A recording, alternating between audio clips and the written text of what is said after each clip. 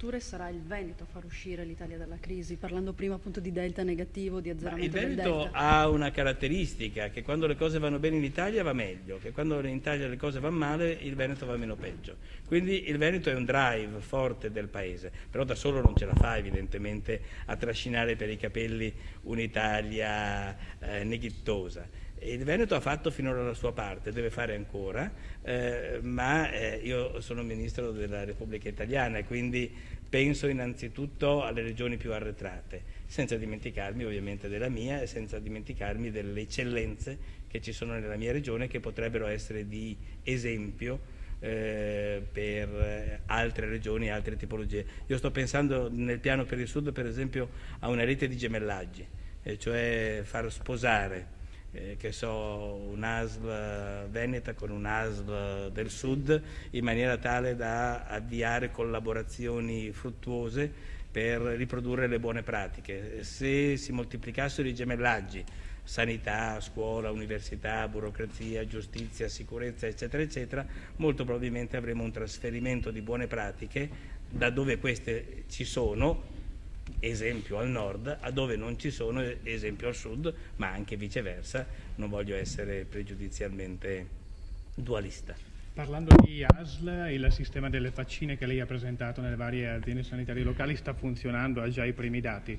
Guardi, noi abbiamo 200-300 enti pubblici che hanno già iniziato la sperimentazione. Abbiamo, nel mio sito c'è scritto tutto, già 600-700 mila giudizi da parte dei cittadini, e laddove sono state messe le vaccine il tasso di soddisfazione è tra il 75 e l'80% positivo, appunto, di soddisfazione, che non vuol dire che ovviamente questo sia un dato proiettabile all'intero universo della pubblica amministrazione, ma vuol dire che là dove le vaccine operano si crea uno spirito positivo di collaborazione che produce soddisfazione da parte dei clienti. Il mio sogno è di avere i sistemi di customer satisfaction distribuiti in tutta la pubblica amministrazione italiana e anche oltre.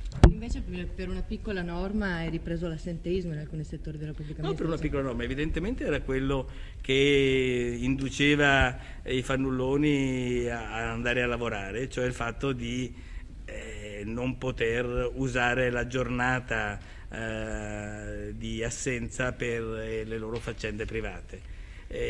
Ho ridotto nel mese di luglio la fascia di reperibilità. Questo ha immediatamente fatto schizzare verso l'alto nuovamente l'assenteismo.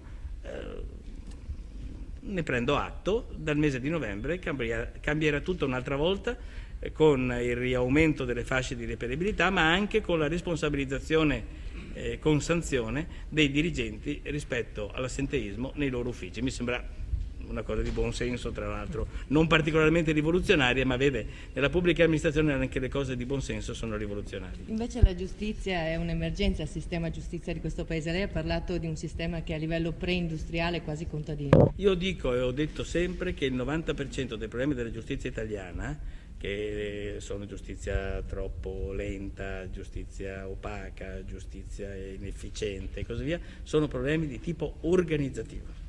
Un tribunale è come un'industria che produce un bene complicato, difficile, delicato, eccetera, eccetera. Bene, l'organizzazione è preindustriale, è pastorale.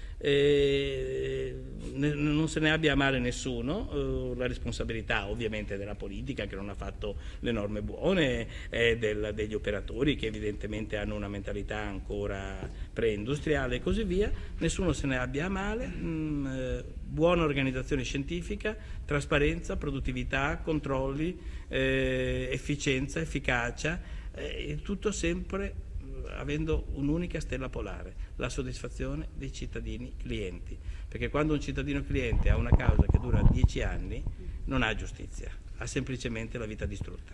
Manager al posto dei presidenti dei tribunali? Ma o presidente dei tribunali manager, basta semplicemente però avere degli obiettivi trasparenti, misurabili, valutabili, sanzionabili.